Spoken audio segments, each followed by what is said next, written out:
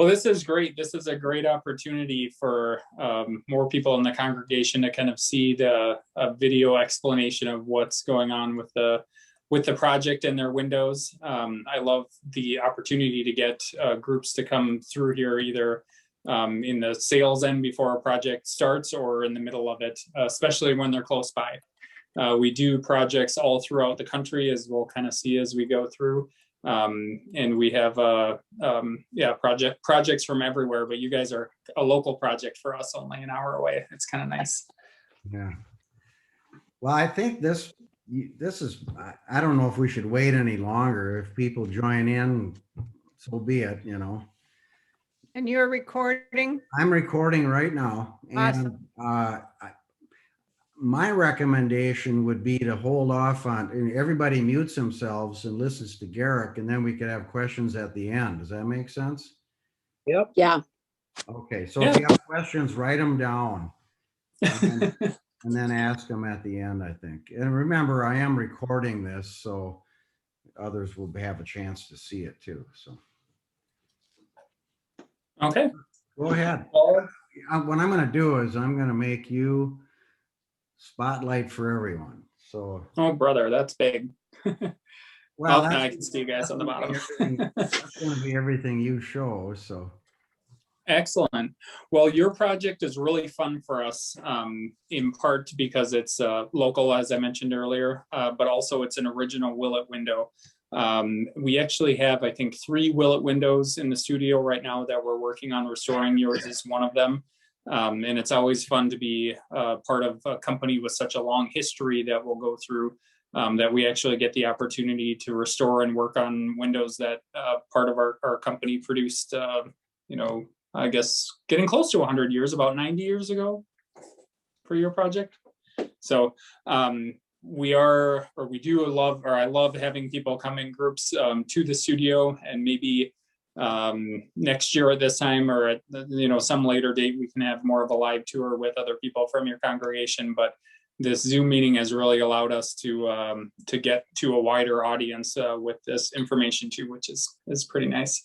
So we are in COVID, so I'm going to put my mask on. I'm in an office here, so with the door closed, I can have it off. But figure we'll go through. Did you guys have any questions to start things off? I know you said you wanted to wait till the end, but okay. All right. Well, I'm going to flip you around really quick. I'll go through here. It's lunchtime right now, so we have some people in our back office, but I like to start things off here. This is kind of a timeline history of the company. The company was originally founded in Philadelphia or in Pittsburgh in 1898. That was the Willet side of the company. Then the Hauser side was started here in Winona in the 40s. The two merged in the 70s, and then in the 2010s, or 2014 actually, Associated Crafts purchased Willet Hauser. That merger has made us the largest stained glass studio in the country. We've done a lot of notable projects from West Point Military Chapel down here, or that's this one. This is from the National Cathedral.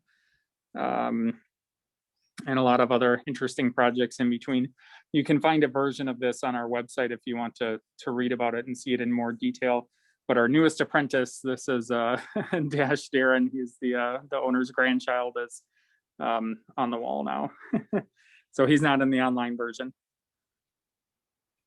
We can walk through the offices here. So as I said, we have projects throughout the country. We have 6 sales consultants that travel around the country and 15 road crews. This is our map of active projects. A lot of what we do is all done in the field. So they'll go on site, our crews will, and do on-site repairs, fixing broken pieces of glass or bulges, and then scraping and painting the window frames, re-cementing the windows, and adding a protective covering. Some of the work, if it's bad enough, like your window was, it'll come back to the studio to be repaired, where it'll be rebuilt with new lead caming. That's what we're doing to your window. And then we also make new windows and install those. So you can see Red Wing, Minnesota. Oh, this is hard to zoom in, but they're nice and close by. The West Coast, this area, we have a crew up there now. They'll be finishing up this summer. This will be cleaned out again, and they just went up through California. That's why it's so empty. And then that'll slowly start filling back in. But the East Coast is always that congested. There are just a lot of projects there that we're always working on, a lot of historic old buildings and a lot of population density. So we typically have 2 crews within 300 miles of Philadelphia, and it always looks like that. It's always a lot of projects. So we'll go through into our design area. It's a bit chaotic right now. We're in the process. We purchased another building next door to us that we're moving our design department into. So that's back here. This will be moving to a new building. But I'm going to bring you upstairs quick to our library.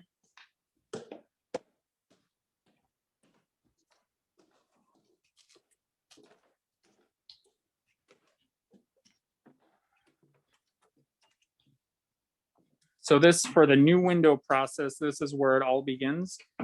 It all starts with a scaled rendering, which is a small scaled version of what we're going to be creating. This one is done on acetate. So you can actually hold it up into a window and it kind of looks like a stained glass window, whereas down here on the deadlight, it's kind of flat. When we had the tour here the other day, we had one of the original renderings from your project. There are over 20,000 renderings up here, so I'm not exactly sure where they put it back in order, and I was going to have them pull it out, but they didn't get to it yet. So through here, every design that we've submitted to a client from 1930 on is housed in this library.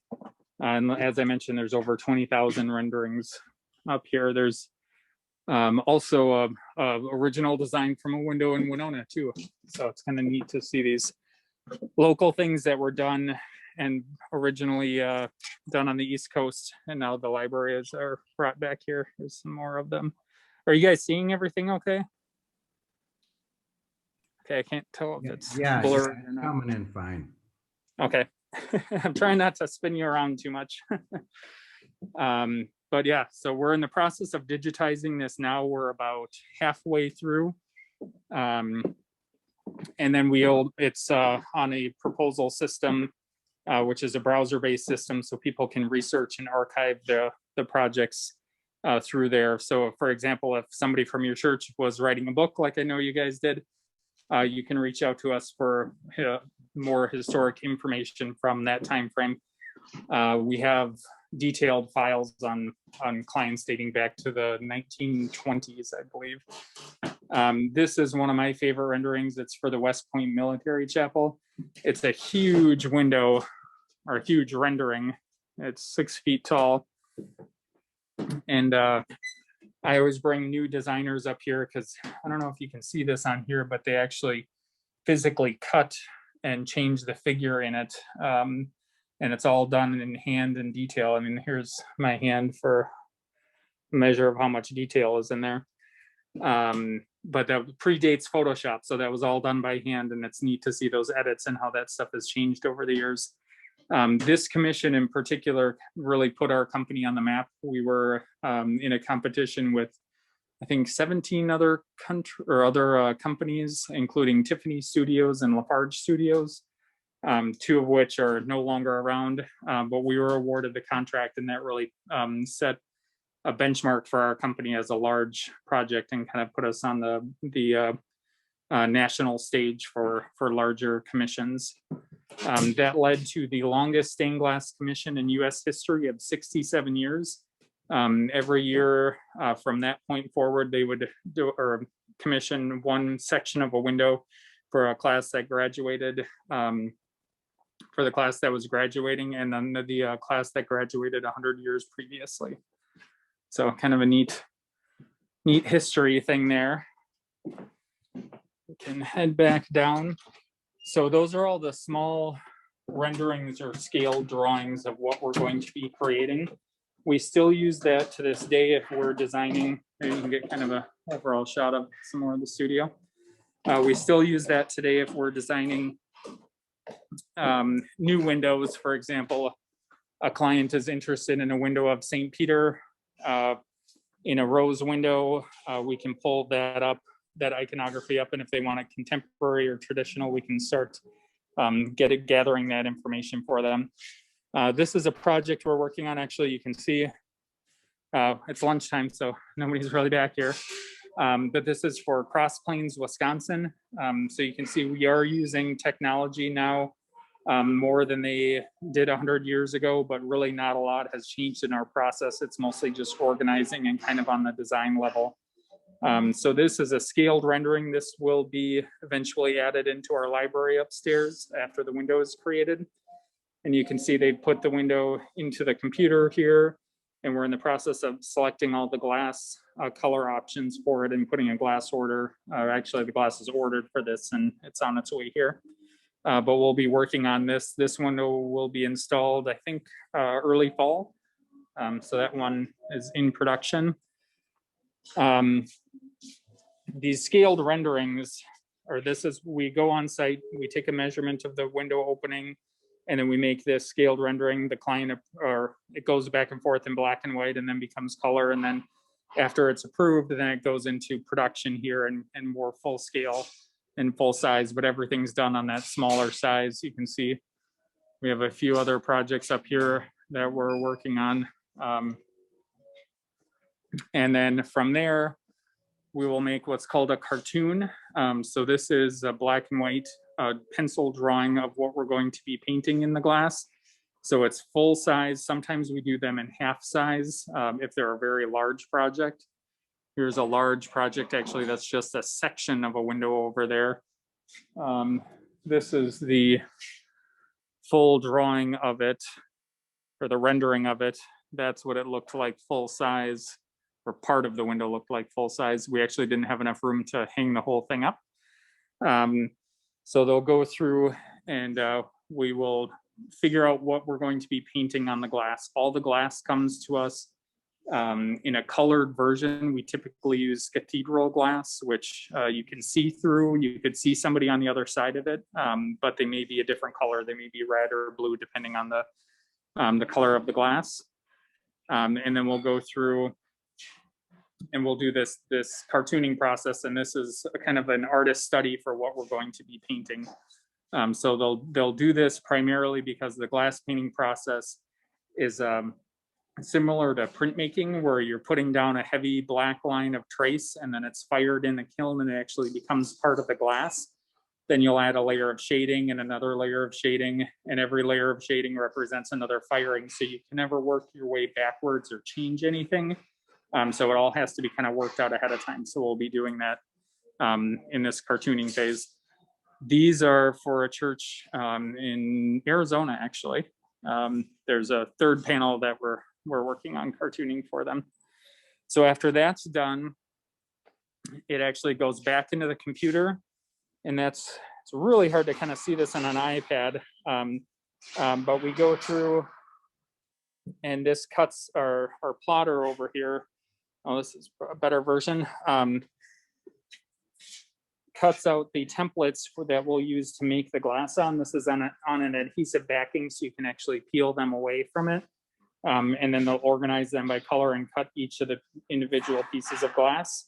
And then we make another version. Let's see if I have one in here. Nope, I think these are all glass. We make another drawing that is of the lead lines and has all the piece numbers on it that they actually build the window on top of. It's kind of a map.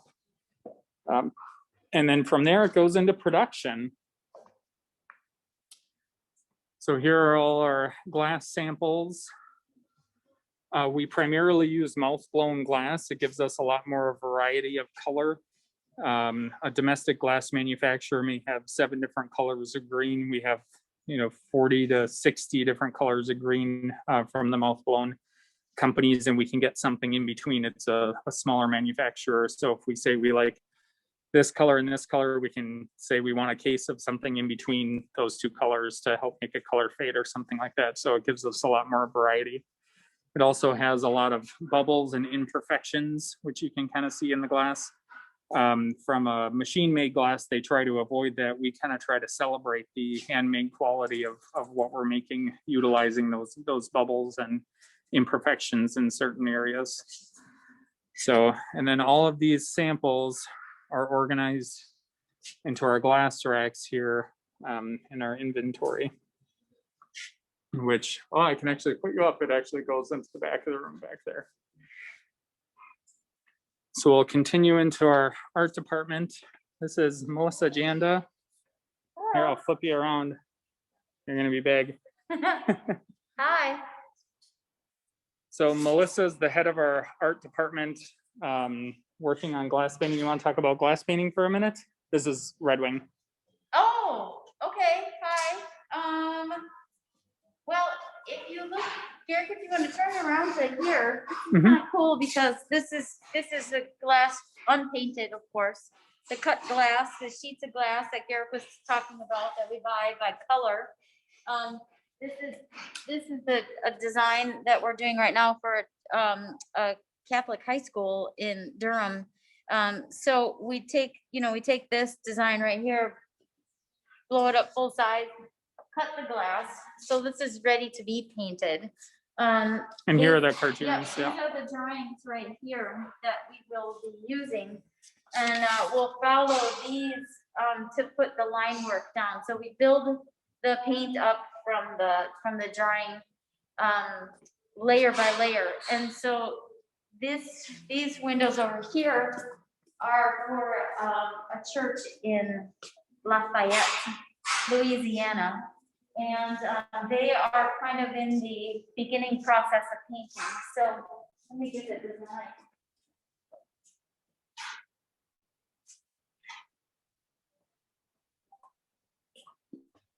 Here's the design, big arch window. So I have this section and this section here on these two light tables here.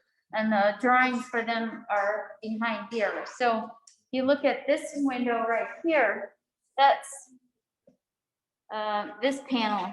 So the very first stage is to lay in the line work, which we use off of the drawing. And that gets fired in the kiln. Our glass paints have powder frits in them. So when we apply it to the surface of the glass and then fire it in the kiln, it fires up to 1200 degrees. And at that temperature, the glass is kind of molten, but not soft enough to lose its shape. And then the paint and the glass kind of fuse together. And so then we can build up layers of paints that way. So we just start with the line work. And here, these have a few, a little bit more. We add coats of paint to it. On this one, the paint gets coated on like a full even coat, and then we can take it off where we don't want it. So we kind of pull out highlights that way. This one here has kind of been built up. So then we build those up layer by layer. When we're doing figures like this that are more traditional, we want more layers of paint, more more form, more detail in the faces. Then we build it layer by layer and fire it several times.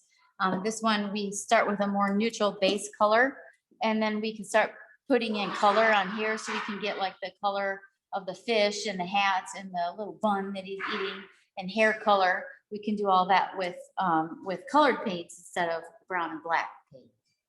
So that's essentially glass painting. This window over here is for a church in St. Charles, Minnesota. This one's been painted and fired already. So this one is pretty much done painting and is ready to be put back together with lead to hold it all together. Yeah. Well, thanks. That really shows the full picture. We always like it when we have we've got unpainted glass to trace lines to matting started and then a finished window to look at. Yeah. So many different stages right now. Yeah. So that's kind of cool. Well, thanks. Yeah, you're welcome. All right, Manley is working on some restoration painting. So when pieces are broken and cracked enough, we'll go through and replicate an original piece of glass. So he's working, it's basically the same process. Ooh, that black line with the LED lights is kind of weird. Bunch of other stuff here, it's all paint's coming off. So. Yeah, so we have a project with some failing paint that we're working on replacing pieces for. And that's what he's working on. But some of your pieces, some of the border pieces and things like that were broken really badly. So we can go through and replicate those pieces if needed. We try, if at all possible, to preserve the original glass, whether that being adding a thin lead line or something like that to it. But if it's necessary, then we can also replicate an original piece. These are our kilns. Like Melissa said, they fire up to 1200 degrees. That's where the glass paint becomes kind of molten with the glass. The glass should still have a sharp or edge to the side of it. If it go much higher than that, then it starts to round off the edges of the glass, but it's just where it starts to get soft enough for that paint to fall into it. Then we're working on some new window heads here, faces. Those are kind of more detailed projects. This is a project we're working on in Salt Lake with a bunch of heads. Thanks, guys. Yeah, thank you. More of our glass inventory we have around here. This allows us to replace glass if necessary in windows with a close match, as close as we can get to their original pieces. We also have some over here. This kind of gives you an overall. I forget always in these Zoom meetings to kind of give an overall. This is our paint and design department. And then we're going to go through the door here into our production area. So Judson here is working on some cartooning. We have kind of working on a lot of different projects in a lot of different areas. This is another new window project for St. Charles. So we're doing that cartooning where it's the pencil drawing for what they're going to be painting. So that's what he's working on here. And this is where we typically do the glass cutting. I think, oh, Lori, you want to cut a piece of glass?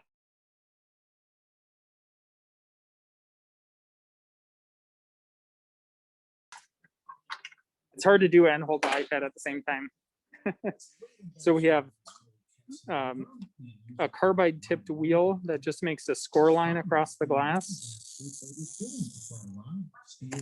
And that creates a weak point in it that then the pressure of our hands just breaks it in half. It gets a little more complicated when you're trying to do some uneven interior curved shapes and things like that. I don't even have it. We have some, yeah, we have some cut here. So this is for a project we're working on. We'll organize everything by color. You can see here, but most of the stuff is moved into our paint department already. So that's kind of the new window process. The restoration process starts with our crews on site. They remove the windows from the church, or your church in this case. They put them in these wood crates here, then transport them back to the studio. They make very detailed measurements, so we know exactly what size and templates to build them back to when they're ready to be reinstalled. We photograph them on this light easel over here, and then we make a rubbing of them over here. But we're kind of between a couple of projects in that department right now, so I'll show you what those rubbings look like. Over here, so we make 2 copies of these rubbings, and this has all of the original lead line information, so we know where each piece of glass went. People say this is kind of like doing a puzzle all day, but if we're doing our jobs right, then we know where all the puzzle pieces go. So, so it's very organized with that. From there, the windows are disassembled, so we take the lead apart from the glass, and then clean each individual piece and place it back on this rubbing so we can keep track of it. There's another project we're working on, believe in Maryland. you can see here, once that cleaning process is done and they go through and clean each individual piece, they'll be added to this rack where we do the assessment of whether we need to replace pieces or not. You can see this is one from your project. So all the glass has been cleaned. It will be cleaned again once it goes through the cementing process. That's where it kind of gets its final shine up and everything, but a lot of the putty, the bigger pieces of putty have all been removed. One thing to note, oh, so here is a broken piece that we've repainted.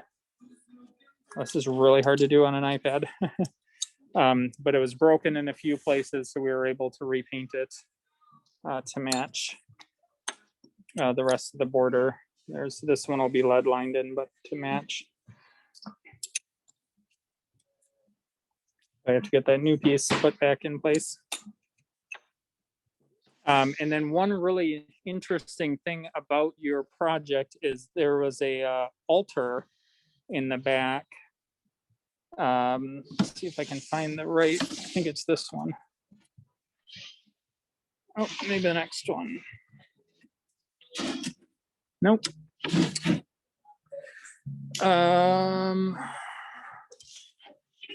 There we go. So the altar was actually covering up all of your window. Every piece of glass is painted except for the portions of the window that weren't visible from the interior. So all of this is just cut glass, just in raw color form. From the outside of the building, it all looks the same, but from the inside, it doesn't have that kind of that painted texture on it. Another notable thing is that they used a lot of what's called Norman slab glass. That's something Willet was famous for back in the day. It varies from about a 1/16 of an inch up to almost half an inch in some places. This piece is probably 3/8 of an inch thick or so, but you can see it really varies. So it has kind of a three-dimensional quality to it when it's glazed in the window. Let's see if we get down low here. You can see certain pieces kind of stand up more than others. And on a typical window, all of the glass is very uniform now. It's all about 1/8 of an inch thick, like this side, but you can see it gets to a 1/4 inch thick down there. One of the main reasons for that, you can see with this piece, is that you can see it's darker where my fingers are. In part, that's due to the thickness of the glass. That's how they varied that color. So where it's thicker, you're looking at through twice as much glass, kind of giving you a richer or a variety of color. All right, so from there, once all the pieces are assessed, we will rebuild them with new lead caming. That's what Brenda's working on over here. So she starts in one corner and kind of fills her way across until all the pieces are filled in. We still use lead to this day because it's easy to cut and mold around all the different shapes and pieces of glass, and it lasts a really long time. And there really isn't a good substitute for it in this industry that can solder and be as flexible as it is. So she'll go through, fit a piece in.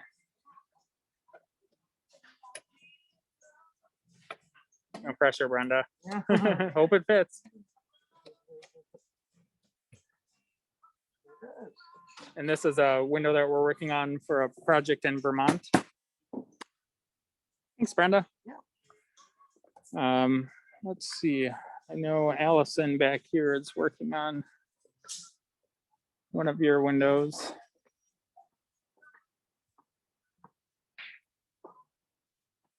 So Allison's glazing, she has one done and is working on another one, but the same process Brenda was doing, where you start in a corner and work your way across, cutting and fitting the lead. It's kind of like weaving a basket, fitting each piece of glass back in. And then she's marking it for length. And you can cut it with simply with a razor blade or a knife, or we have some side cutters or different things that can be used.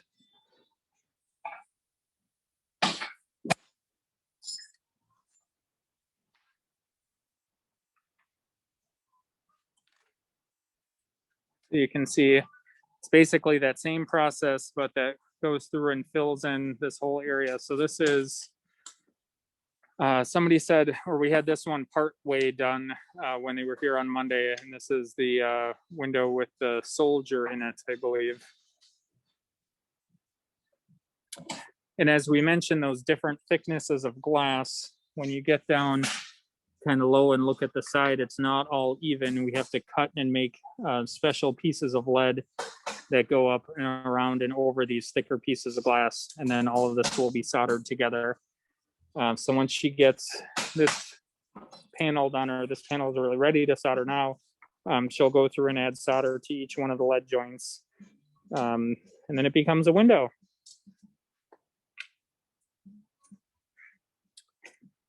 And I think Greg over here is working on soldering. This is a window for a project in Georgia. So he goes through and puts this flux on each one of the lead joints. This is a very detailed window with a lot of jewels that they actually poke through the face on the other side of the window. That's why it's on foam right now.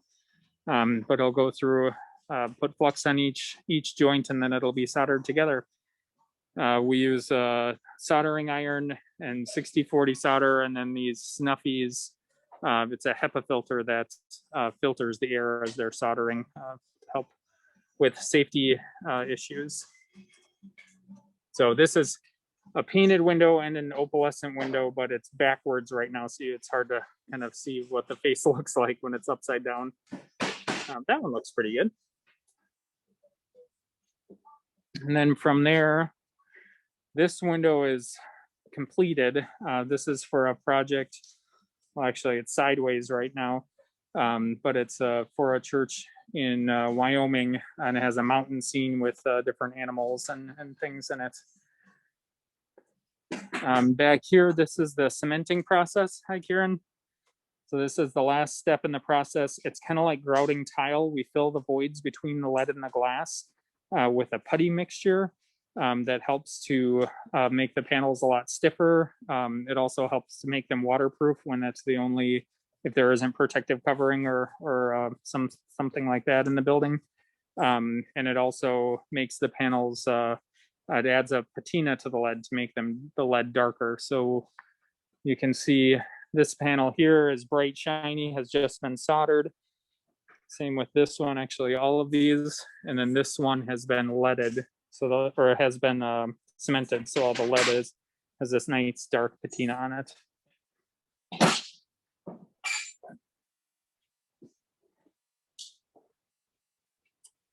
And then, oh,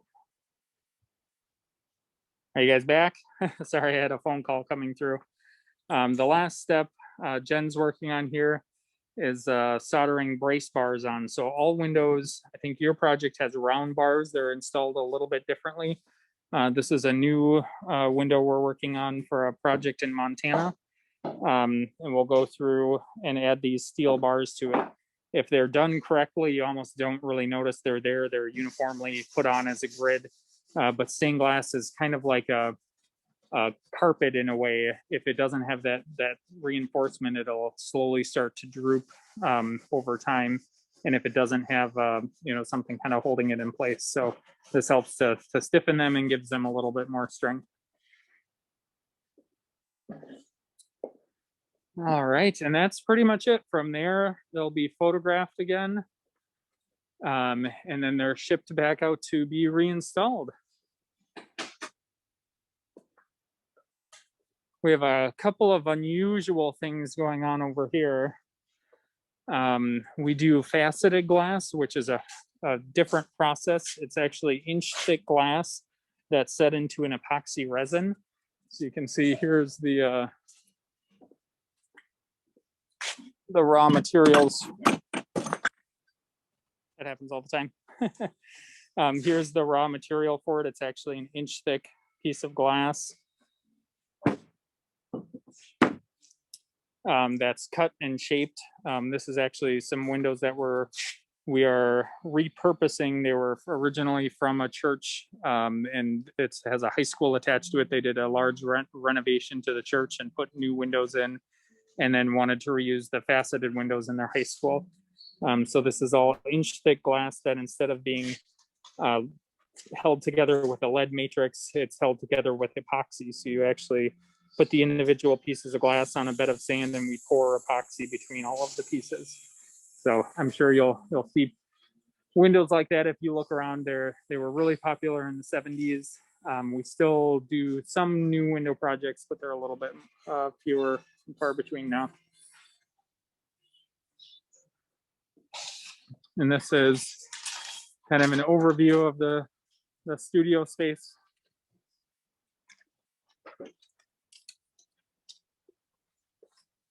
So any questions? I guess that was a little quicker than we thought, but. Yeah, I've got a question, Garret. Okay.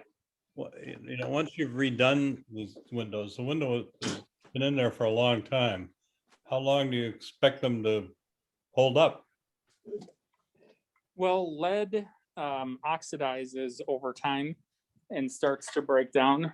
We typically expect it to last. Now we're using tin and antimony are additives that we add to our lead.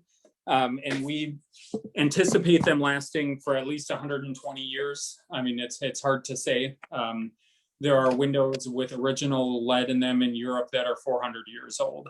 They need more work than every 400 years. I mean, some of those windows are when they reach that point, they're almost looking at them every 20 years where they're readdressing and fixing specific areas and parts of the lead in a conservation more type of environment.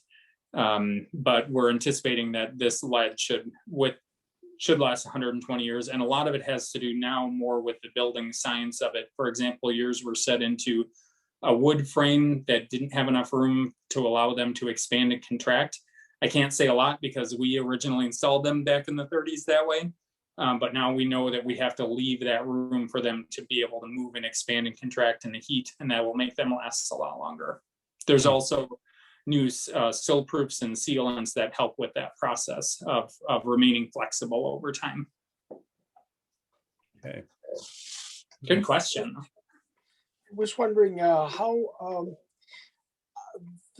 this process of making stained glass windows, how much has it actually changed from when they started making them back in the Middle Ages? Has, you know, I can see there's a lot of technology in what you're doing now, but that's just an assist. You're still using, they still have to do all that melding the paint to the surface of the glass back then? Yeah, really the only thing that's changed from really almost the Middle Ages when stained glass kind of started is the invention of the electric soldering iron. That was the biggest, advance we've made. It stays as an even temperature, and we can solder an entire window at one time, without sticking it back in the coal furnace. We do have in our design department, we're cutting out templates and things on a plotter now. That was all done by hand in the past. Honestly, it doesn't speed things up a lot unless it's a lot of repetitive stuff. But what it does, it allows us to save everything. We had a client come to us after somebody had broken into their church through one of their windows to access the doorknob, and we could reprint that pattern of glass, and we knew the color from all of our notes and being able to keep track of all of that. And we sent our crew the next day a piece of glass that was already pre-cut to size, and they could go in and install it. So things like that are making advances, but really that's the only thing that's really changed for us since the soldering iron. Wow.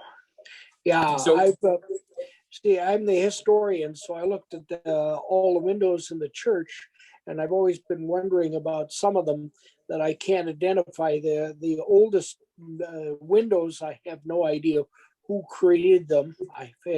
I've heard one fellow told me that the altar windows in the church itself are of German manufacture, but I'm not sure. I don't know anything more about that. And a lot of that can be a style. It's really hard to say that it was made in Germany. The main thing you want to look for, I'm sure you've already heard this, a lot of windows, especially if they're made by a notable manufacturer, will have a little signature plate in one of the bottom corners of one of the windows. For example, when we do a whole church now, we don't sign every window. We just kind of sign one or two of them, and the date will be on there as well. And it's kind of the maker's mark. A lot of studios have done that over the years. But then there were a lot of studios that didn't, and then it's kind of hard to track that provenance. Yeah, that's the problem, because these are the 1850s windows. Those are the ones that are the oldest. I also noticed that one of my oldest windows, this is why I was thinking about this, the painting process that you do is literally, it just makes parts of the window less opaque. You can't see through them as easily as you can through ones that aren't painted, obviously, because you put, design on it, you draw on it. And because one of the oldest windows, just like you said, one of the oldest windows we've got in our church has just empty panels. And those you can see the traffic outside going by. You can see through the color. So you actually start with exactly the same stuff. It's just the fact you add. I was wondering about that. Yep. So with that translucency, our company has the history of working in the cathedral style of the European cathedrals. That's why we use all that mouth-blown glass that you can see through. Yeah. Around the turn of the century, there was the American opalescent glass movement. That's what Tiffany and Lafarge, they were making their own glass and manufacturing their own glass. And they always used the milky quality of glass that you cannot see a person through. And so we will do windows in that style, but we still kind of keep to our traditional roots of something that belongs in a cathedral. A lot of the paints, we do have opaque paints and things now, but traditionally, as we were talking about the older windows, they had really just the black, and then they actually had a yellow as a color they could add, which is called silver stain. That's one of the oldest glass paints. And then they had those browns or umbers that they're adding to it. But really most of the painting we're doing is black and white on top of color. But then we can go through in certain areas and add now with a little more detailed color to them. Garret, can I ask you a question about the painting? Mhm. You get glass, as I understand it, in all infinite variety of colors. Mhm. So is the purpose of the painting to alter that color, or is it to simply, I don't know, augment the color or solidify the color? Or... That's a great question. Typically, it's to provide more form to the figures. I mean, ideally, or what we're doing is telling stories visually through glass. That's where stained glass gets its history from. So it's really taking those colors and adding shading and depth to them to more define the figures and make things look more realistic. We can add more, we can do a lot with that. There are a lot of different techniques. One of the things we utilize is a glass called a flash glass, which is actually clear glass with like a less than a 64th of an inch of color put over the top of it. So if you look at the end of it, which you can't do when it's in the window, there's just a thin layer of color. And what we can do is we can acid etch through that with hydrofluoric acid. So it goes back to the clear part. So we can have a rich ruby red gown, for example, and then also have a neckline in there that then, since it's clear, we can add any color to it, or a silver stain like a yellow to it. I should get, I don't think I have any great samples of that in here. But there are hundreds of different techniques that we can kind of utilize for specific areas like that. Okay. I went down there. My daughter had become interested in stained glass, and we came down there. She was prospectively looking for a job, and so we came and met your people down there. That was years ago now, but that was it's interesting to be able to go through and see everything going on. Yeah, it is amazing to watch the growth and changing of the business too. Since our company, as I had mentioned, merged, 7 years ago now, we've more than tripled in size. And actually new windows there's always a lot of restoration going on. But the new window market, which I thought would be kind of dead or stagnant or declining, actually last year was our best year for new windows that we've ever seen. So it's pretty amazing. And it's neat to see that, you know, people are investing in that artwork and building new churches throughout the country. Yeah, you have the chapel window, the whole, you know, the altar window, right? That's the one you're doing. Well, the one that was there was kept in the basement of the church. And in '89, it was sold supposedly to a new church that was being built. And I do have a black and white picture of what that original window looked like. That would be the window that was there in 1904. So I've always been kind of interested in seeing if I could find the name of that church. I'd love to go see that old window. Yeah, that would be interesting. And if you want, you can reach out to me through Joan, and I can put you in touch with our librarian if you're looking for more of the history of the windows that you've purchased through us. We have a lot of that documentation and records. When was the window you're working on installed? Do you know that? I believe it was in the 30s. Okay. I haven't not looked through all of the, we're down to about 26 file cabinets of records. And I mean, they're dating back they're on old onion paper. And we have people scanning them in.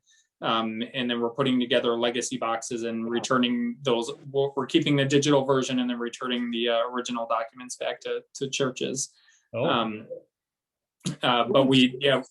what's that? I was thinking that window was probably into the 40s, just because of that soldier. If you look at him, because in the 30s they didn't even use that type of helmet in the 1930s. So if they'd done a illustration of a soldier, he would have had a different helmet. In fact, that was one of the things. One of the kids came in and he didn't know, they couldn't identify that as a soldier because that's not what they're wearing now. Yeah, I'll have our librarian kind of look into some more of the history to get you guys some more information. Yeah. That'd be fun. Well, thanks, you guys. Or were there any other questions? I can't really see everybody. I can just see a few. Yeah, thanks a lot, Garret. That was the second time for me, and I learned some more. So. Oh, excellent. Yeah. Well, we love having you guys. Hopefully when COVID moves a little further along, I know we're doing some other windows. Maybe we can arrange an in-person tour at a later date for something like that. Yeah. Great. All right. Well, thanks, you guys. Have a wonderful afternoon. Thanks for setting this up. Thanks for doing that. Okay. Yep. Thank you much. All right. Thanks. See ya.